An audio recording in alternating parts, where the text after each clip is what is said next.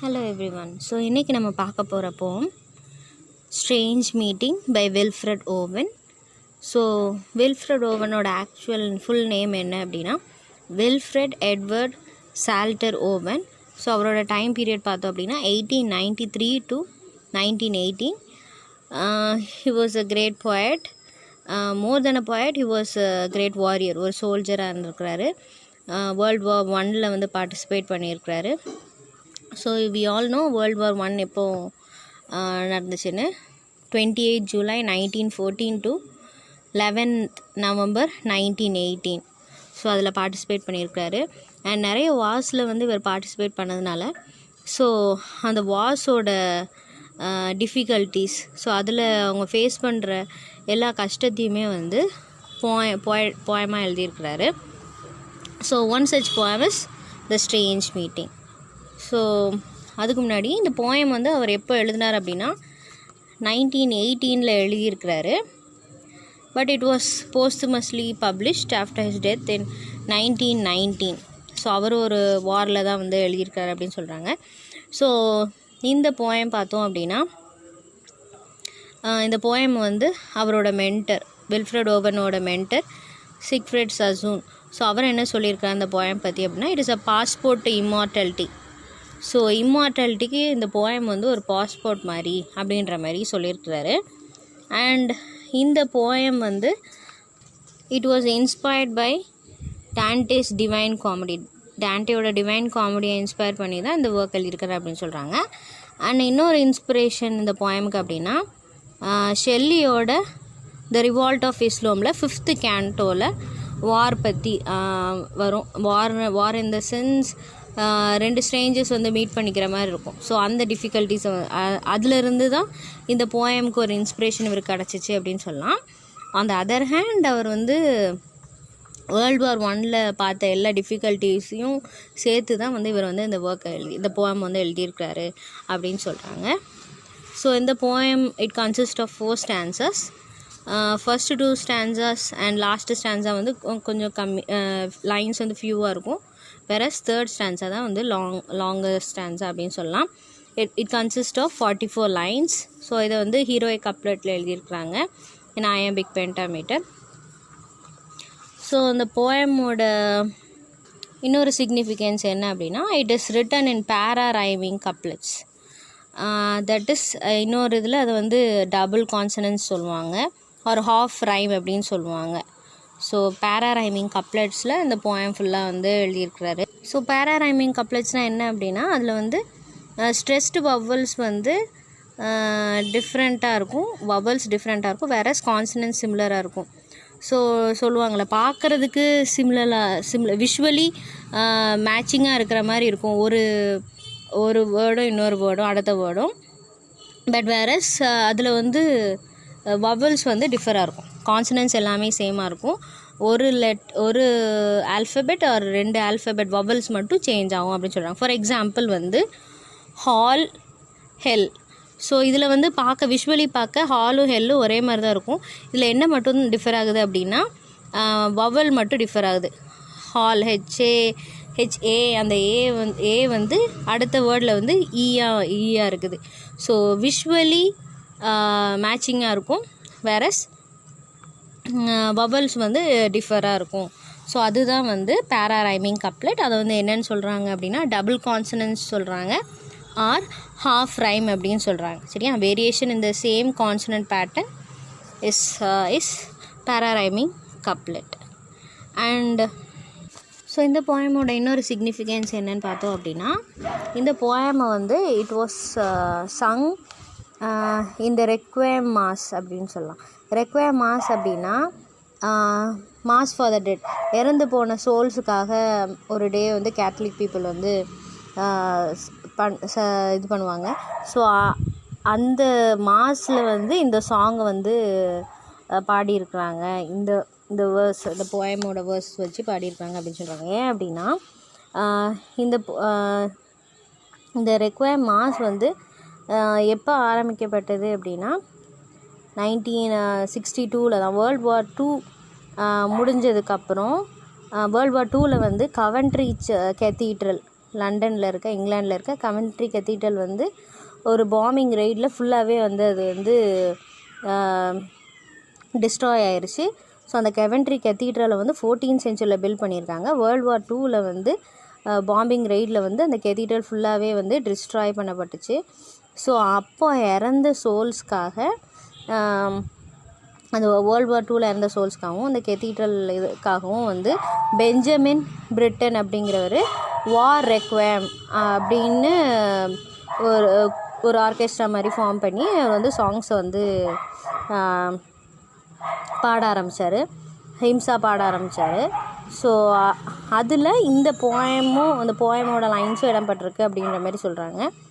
So அந்த ரெக்வயம் mass for the டெட்டில் என்ன பற்றி எதுக்காக அவங்க ப்ரேயர் பண்ணுவாங்க அப்படின்னா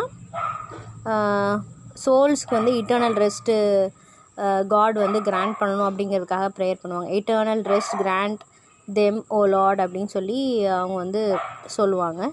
ஸோ அதோட லாட்டின் ஃப்ரேஸ் என்ன அப்படின்னா ரெக்வயம் எட்டர்னம் டோனா எய்ஸ் டாமினி அப்படின்னு சொல்கிறாங்க.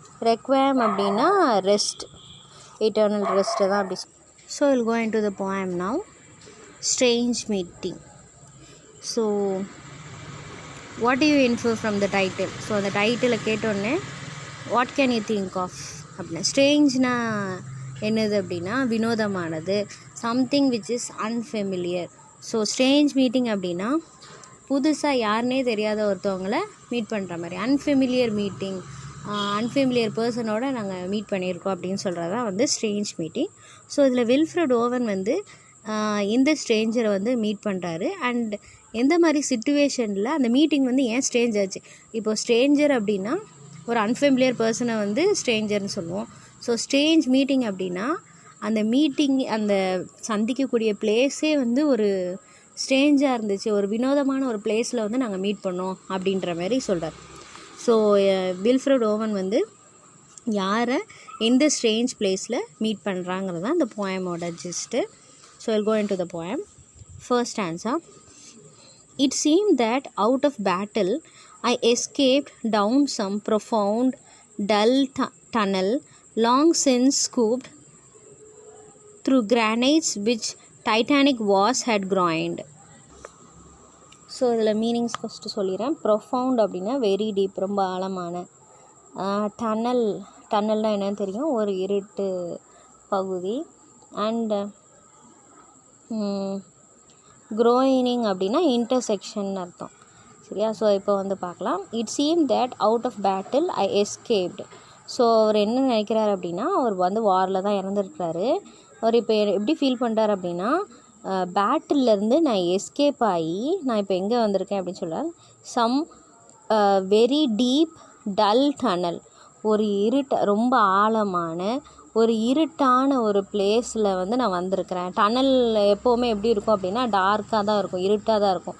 ஸோ இருட்டான ஒரு பகுதிக்கு நான் வந்து வந்திருக்கிறேன். Long since scoop. ஸோ இந்த டனலை வந்து ரொம்ப வருஷத்துக்கு முன்னாடியே வந்து டிக் பண்ண மாதிரி ரொம்ப டார்க்காக இருக்குது இந்த டனல் அப்படின்னு சொல்கிறாங்க. Through granites which titanic wars had groined. So அந்த டார்க் டனலோட பிளேஸ் எப்படி இருக்குன்னு டிஸ்கிரைப் பண்ணுறாரு அப்படின்னா, ஸோ அது வந்து கிரானைட் இருக்கிற ஒரு இடத்த அப்படி தோண்டி டனல் மாதிரி மாற்றி வச்சுருக்குறாங்க. கிரானைட் தோன்ற ஒரு இடமா இருந்திருக்கு அப்படின்னு சொல்கிறாங்க. Which titanic wars had groined. So இந்த இடத்த பார்க்கும்போது எனக்கு எப்படி இருக்குது அப்படின்னா டைட்டானிக் வாஸ் நடந்த மாதிரியே இருக்குது. டைட்டானிக் வாஸ் அப்படின்னா இட் ரெஃபர்ஸ் டு க்ரீக் மித்தாலஜியில் டைட்டன்ஸ் அப்படிங்கிறது ஒரு மிகப்பெரிய பலமிக்க கடவுள். சரியா? ஸோ டைட்டன்ஸ் ஹியூஜ் காட்ஸ் தான் வந்து டைட்டன்ஸ் சொல்லுவாங்க. ஸோ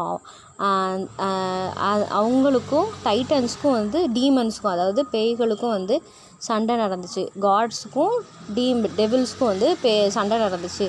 ஸோ அந்த சண்டை நடந்த இடம் மாதிரி தான் வந்து இது இருக்குது அப்படின்ற மாதிரி சொல்கிறாங்க. ஹட் groined அப்படின்னா இந்த இடத்துல தான் வந்து அவங்க வந்து இன்டர்செக்ட் பண்ணி ஃபைட் பண்ணியிருக்கிறாங்க அப்படின்னு சொல்கிறாங்க. ஸோ ஃபர்ஸ்ட் ஃபியூ லைன்ஸ் உங்களுக்கு புரியும்னு நினைக்கிறேன். பாய்ட் வந்து என்ன ஃபீல் பண்ணுறாரு அப்படின்னா, நான் பேட்டிலேருந்து எஸ்கேப் ஆகி ஏதோ ஒரு இருட்டான ஒரு டார்க் டனலுக்குள்ளே வந்த மாதிரி இருக்குது.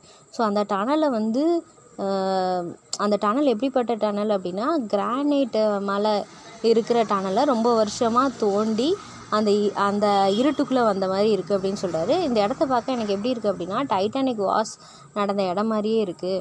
அதாவது க்ரீக் காட்ஸ் டைட்டன்ஸ்க்கும் டெவில்ஸ்க்கும் நடந்த இடம் மாதிரி அந்த வார் பிளேஸ் மாதிரியே எனக்கு வந்து இருக்குது அப்படின்ற மாதிரி சொல்கிறாரு. Stanza 2. It also there encumbered sleepers groaned too fast in thought or death to be stirred. Then as I probed them one sprang up and stared. So இந்த ஃபர்ஸ்ட் ஃபியூ லைன்ஸ் மட்டும் பார்ப்போம். செகண்ட் ஸ்டான்ஸால் என்கம்பர்ட் அப்படின்னா certain அர்த்தம், சில அப்படின்னு அர்த்தம். க்ரோண்ட் அப்படின்னா உருமுறது, kind of பெயினில் sound கொடுப்போம்ல, so அந்த மாதிரி முணங்குறது, அதுதான் வந்து க்ரோண்டு. அண்டு தேர்ட் லைனில் வந்து ப்ரோப்டுன்னு இருக்கா. ப்ரோபிங் அப்படின்னா தூண்டுவது, poking someone. And so அந்த ஃபர்ஸ்ட் ஃபியூ லைன்ஸில் ஸோ அந்த போய்ட் வந்து இப்போ வந்து ஒரு டார்க் பிளேஸ்க்கு போயிருக்காரு, ஒரு டனல் மாதிரி ஒரு பிளேஸ்க்கு போயிருக்கிறாரு. ஸோ அங்கே பார்த்தா சம் பீப்புள் வந்து தூங்கிட்டே வந்து என்ன பண்ணிகிட்டு இருக்காங்க, முணங்கிட்டு இருக்கிறாங்க, ஒரு மாதிரி சவுண்டு கொடுத்துட்ருக்காங்க. Two fast in thought as if they were, ரொம்ப ஆழ்ந்த தூக்கத்தில் போனால் எப்படி நம்ம கொரட்டை வருமோ, சில நேரம் வயசானவங்களாம் பார்த்தா அப்படின்னா அவங்களுக்குள்ள ஏதாவது கஷ்டம் இருந்துச்சுன்னா தூக்கத்திலே வந்து புலம்புவாங்க, முணங்குவாங்க அப்படின்னு சொல்லுவாங்களா. ஸோ அந்த மாதிரி சவுண்டு வந்து கேட்குது. Or death to be stare, இல்லைன்னா அவங்கள பார்க்குறதுக்கு எப்படி இருக்குது அப்படின்னா, சிலரை பார்த்தா செத்தவங்க மாதிரியே இருக்கிறாங்க, சிலரை பார்க்க சாவோட பிடிவில் இருக்கிற மாதிரியே இருக்கிறாங்க அப்படின்னு சொல்கிறாரு. அதில் வந்து ஒரு பர்சனை வந்து இவர் என்ன பண்ணுறாரு அப்படின்னா தட்டுறாரு, போக் பண்ணுறாரு, எழுப்புறாரு. One sprang up and stare. So அதில் ஒருத்தர் வந்து எழுந்திருச்சு என்னை அப்படியே ஒரு மாதிரி ஸ்டேர் பண்ணி, அதாவது முறைச்சி பார்ப்பாங்களே, ஸ்டேரிங் அப்படி அசையாமல் பார்ப்பாங்கள்ல, ஸோ அந்த மாதிரி பார்த்துட்டு இருந்தார் அப்படின்னு சொல்கிறாரு. Next, with piteous recognition in fixed eyes lifting distressful hands as if to bless. And by his smile I knew that sullen hall, by his dead smile I knew we stood in hell. So அடுத்த few லைன்ஸில் வந்து என்ன சொல்கிறார் அப்படின்னா, ஒரு பிட்டி ரெக்கக்னிஷனில், இப்போ யாராவது கஷ்டப்படுறாங்க அப்படின்னா அவங்கள பார்க்கும்போது நம்மளுக்கு எப்படி இருக்கும், ஒரு பரிதாபம் வரும்ல. ஸோ அந்த மாதிரி ஒரு பரிதாபப்பட்டு அவங்களோட ஃபிக்ஸட் ஐஸில் வந்து என்னை பார்த்துட்ருக்காரு. அண்டு அவர் படுத்துகிட்டே என்ன பண்ணுறாரு அப்படின்னா, அவரோட ஹேண்ட்ஸை தூக்க முடியாமல் தூக்குறாரு. டிஸ்ட்ரெஸ்ஃபுல் ஹேண்ட்ஸ் அப்படின்னா கஷ்டத்தில் அவரோட பாடியை கூட அசைக்க முடியல, அந்தளவுக்கு அவரோட பாடியில் வந்து பெயின் இருக்குது, எதுவும் பண்ண முடியல.